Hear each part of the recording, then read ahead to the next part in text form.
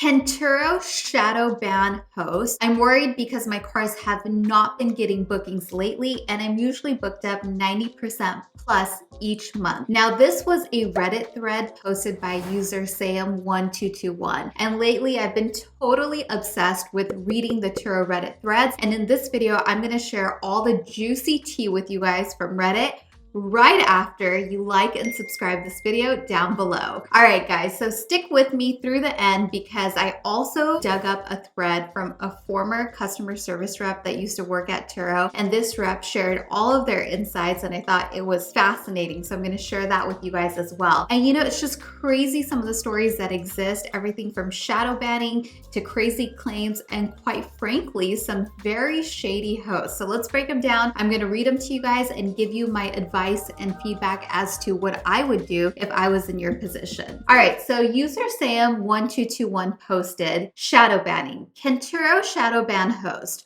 Worried as my cars have not been getting bookings lately. I'm usually booked 90% plus each month and none of my cars have any upcoming bookings.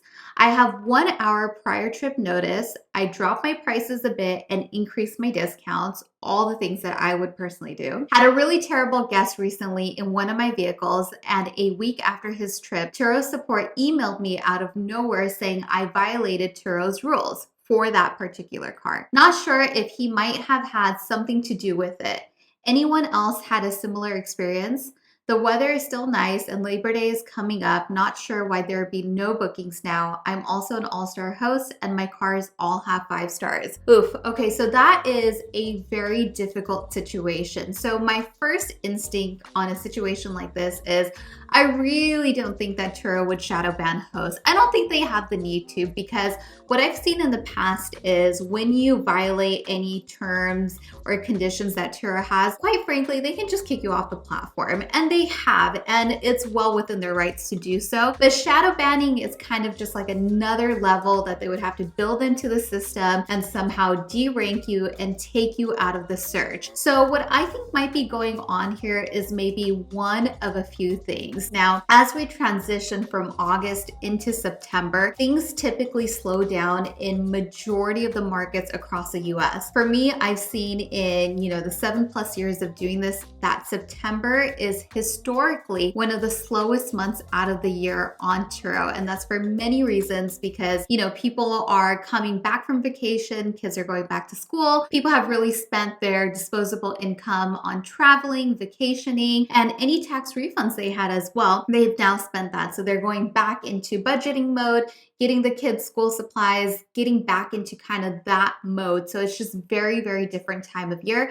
Seasons are changing. So we really do experience a slowdown. And oftentimes Labor Day weekend is kind of like that last push of a major holiday 3-day weekend that you can take advantage of on the Turo platform. But it's not necessarily always as busy as we would hope because it is still in September where it is that transition of seasons. Now, Turo has reported on this over the years as well because it's something that they've noticed. And then things will slowly and gradually begin to pick up as you get close to Halloween, through Thanksgiving, and into Christmas. So with this scenario, user Sam1221, I don't know if you had an open claim or maybe if you requested for any reimbursements and, definitely if there was a low trip rating, all of those things can really impact your listing on Turo, which could prevent you from getting bookings as frequently as you may be used to. So I think just hang in there. Sometimes when you adjust your settings, it does take some time to kind of have those go into effect so that you rank again, especially if you got a bad review. That takes time as well. And just, be cautious of the fact that we are going into a very slow season. So this could potentially change, and that's the case in most markets. But as far as it comes to shadow banning, that is something that I don't think Turo does. And believe me, I've heard tons of crazy stories, hosts kind of getting a slap on the wrist for violating terms and just having odd and bizarre incidents with their guests, but no shadow banning, at least from what I've experienced. So I'm sorry to hear that you're going through that. Okay, so user named Montana Babe, she posted about guest insurance, and this is a hot topic. And I think this is the one thing that always kind of gets on my nerves, that Turo doesn't do a better job at educating their host about this, because it's such a misconception and it's really troublesome for the host. So Montana Babe posted, has anybody had experience with an unapproved driver totaling the car, their insurance denying the claim, then Turo processing the claim and not caring at all that an unapproved driver was driving and the guest insurance reimbursing them for their $3,000 deductible? Meanwhile, you just get screwed by Turo on their valuation and their massive deductible. Just venting and irritated that I owe a deductible for an accident and an unapproved driver was in, and it frustrates me to no end. That's not how insurance deductibles work. Okay guys, so far if you're liking this video, make sure you hit that like button and let's dive into it. Now, Montana Babe, if this gives you any sort of solace, I want you to know that I've literally been in this identical situation. So years ago, my Tesla Model S was totaled, and it was a girl who rented the car, and she actually rented it for her boyfriend who, for whatever reason, couldn't get approved to drive on Turo. So he was not on the reservation. She picked up the car, she did the ID verification, and then just handed off the keys to him. Well, at 3:45 in the morning, he got into a horrible accident on the toll roads, completely totaling the Tesla Model S. And as you guys can see from the pictures, it was just absolutely awful. Of course, now going through the claims process, I, as a host and the host protection plan I was on, also had the deductible. And so when I went through the process, I was responsible for that deductible, and the cost of that deductible did get deducted from the total payout,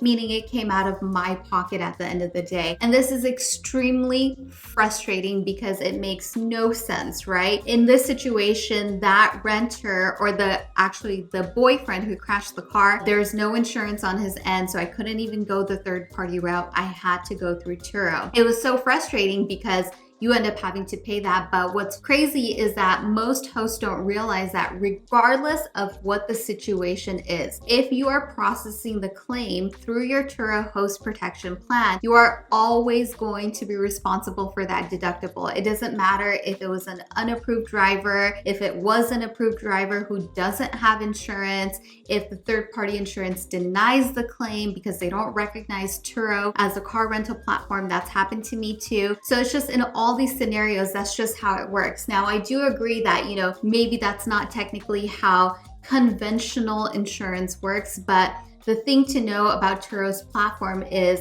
regardless of how insurance might work, that is just how their deductibles work. And it's been like that since the beginning of time, since 7-8 years ago when I started. And I think the missing element in all of this is that when a host gets started on the platform, Turo does have to do a much better job at educating the host community that this is how the insurance plans work, regardless of what the scenarios are, what the situations are. If you utilize your host protection plan, because let's say you don't have any other choice and you become responsible for that deductible. So very frustrating indeed. I completely know how you feel because this exact situation happened to me. And I'm really sorry that you're going through that. It sucks when that happens. And unfortunately, it's just one of those things that is extremely hard to prevent and kind of mitigate. All right, so let's get into the next story. And this one is really about somewhat of a shady host, but you know what? I would love to know what you guys think. So make sure you comment down below and give me your thoughts on,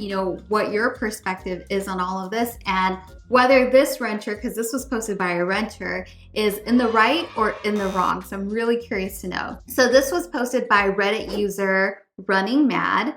It says, I'm a Turo renter, about 5 rentals since May, just booked a 4-day rental, $600, drove about 400 miles, exterior possibly has some bugs, typical debris, interior driver floor mat rubber, had some dirt that wouldn't come off with just shaking. Host is citing a cleaning guideline. To my knowledge, Turo does not require this. The description did not mention this. They're asking for $30. I may just pay it to appease. I would think car wash would not be ideal due to risk of damage to paint or clear coat. I have my personal vehicle's hand wash. I just can't think of another business that would ask their customers to clean. Hertz, hotels, Uber. Imagine Uber running their car through the wash every ride and expecting you to reimburse. To me, this sounds like a business expense and should be incorporated into the daily rate. If you don't want your price to appear high, then you need to list in the description to make it clear to renters. Okay, so this is really interesting because if you've been a host on the platform, up until recently, we used to be able to have cleaning fees like that in small amounts, $15, $20, $25. But recently, Turo has changed that policy to where you can no longer do that. And you can really only have a cleaning fee for kind of major cleaning events that might take place, right? So if your cars come back smoked in, or there's weed or ash all over the cars, or somebody clearly went like off-roading and mudding and the car just came back in really bad condition, maybe your floor mats are covered in sand, sand's very difficult to get out, then you can go ahead and claim for the one cleaning fee that Turo does have. And it has to be done with photographic evidence, and it has to be dirtier than just regular debris of utilizing a car like we would on a daily basis for our personal cars. So in this scenario, I think that, in my opinion, because of the terms and conditions that Turo has set, it's probably not fair for the host to ask for that cleaning fee. And of course, we can't be judge and jury because we haven't seen the photos of the car, so maybe it is bad. But I'm assuming if the host is requesting for $30, that's quite a small fee, then it was probably just some pretty regular debris and dirt from driving 400 miles. So this is interesting. And the reason why I bring this thread up is because over the years, until this day, I always see hosts that are trying to charge their guests for little add-on things, things that are not technically a part of the Turo rental process. And it does create kind of an inconsistent experience for Turo renters on the platform. And that was one of the reasons why Turo did away with the cleaning fee, so that a guest was going in knowing that, hey, like there is no cleaning fee. Every listing appears to be the same. Now, I think that there is an alternate model that Turo could have taken, and that's the one that Airbnb has. Now, Airbnb also gets a lot of bad reviews from guests who are staying at the places because there are very high cleaning fees. So it just seems like overall, this is something that is very difficult to kind of bake into the Turo listing process so that it creates a seamless experience for renters. But I think if it is just regular debris from regular driving, as a host, you shouldn't charge your guests for that. And that should be a cost of doing business, or it should be baked into your day rates. That's how it should be. So in this case, yeah, I think it's not fair to get that money. And that is also what Turo considers a gray market transaction, right? Because you would be accepting money outside of Turo, something that is not built into the Turo system, and that is actually a violation of Turo's terms and service. Now, whether it's fair or not, that's a completely different debate. And I would love to hear kind of what you guys think about that. And, you know, what do you think is fair in a situation like this? And also, what do you do with your guest when you end up in that type of situation? So now, as promised, I wanted to end this video with a thread that I dug up from a former customer service rep that used to work for Turo. You almost never see stuff like this, so I think it's always nice to get some insider information. Now, this is a part of a much longer thread, but this is the part that I found really useful, and I think that that will help you guys out as well to kind of help clarify some of the things. So let's get into it. The former customer service rep wanted to share his or her tips. Don't know, they were anonymous. Their top tips for Turo hosts who are on the platform are as follows. Communicate often with your guests and always do it using the Turo app. This is huge. If you communicate outside of the app, it's so hard to kind of utilize that should an incident occur to kind of support you as a host. And so I'm a huge proponent of that. Even if people try to call me or text me outside of the app, I typically won't respond, and I'll go back and I'll message them exclusively through the app, so there's full documentation. And it's funny because we were just talking about this. Do not ever accept payments from your guests using any means outside of Turo. So no Zelle, no Cash App, no Venmo, no PayPal. This normally slows down the process and more often than not renders the allegations invalid. So this is exactly what I'm saying. That is what's considered a gray market transaction, and it goes against their terms of service. So you want to stay away from that because it gets very hard to prove your position as a host, and it can literally negate an entire claim on the host end. It's just not worth the risk. Why do it? Then they go on to say, take photos of every part of the car, but mainly seats, trunk, dashboard. In case of reimbursement issues, this information is vital in order for you to be reimbursed. So clearly they have an internal process where they have to check off certain things as a host to make sure that you documented that stuff in order to render that claim valid. Always report late and improper returns, always, and do it as soon as they occur to notice. The time window is very strict, and if you don't want to argue over the phone, chat for the same issue over and over. This is crucial. So we all know sometimes calling into support or even live chats like banging your head against a wall, and it can be very difficult to get your story across. And that is kind of like the complicated part of Turo, is that there's just so many incidents and so many situations, so much variation that can happen that the stories can go on and on for days, and it can get very difficult. So you always want to have that documentation.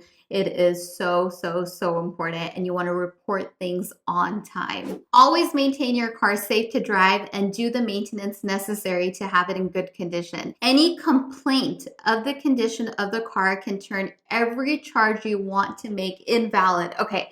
I have to tell you guys, one time I had a renter get into a really bad accident in my BMW, and it was a rainy day here in LA, and for whatever reason, he slid off the road. The front axle like literally cracked in half. It was like $13,000 worth of damage. It was bad. The renter claimed that I had tires that were bald, and that's what led to the accident. And literally right then and there, it froze the claim in its steps, and there was nothing I could do until I proved otherwise. Now, thankfully, in this situation, my tires were still intact on the vehicle. So I had to go over to my shop. I had to have my shop take a look at the tires. I had to take photographic evidence showing the condition of the tires, actually measuring it and showing that it was still within the safety standards, send that back over to Turo for them to continue the claim and open it back up. So this is so important, and maintenance is just one of those things that's really easy to be like, oh, I'm gonna push it off till next week. I'll push it off till next week. Oh, it'll be fine. The tires will be fine. One more trip, no big deal. How many miles can they possibly go? But you really wanna take care of those things immediately, because you just never know when things could go wrong.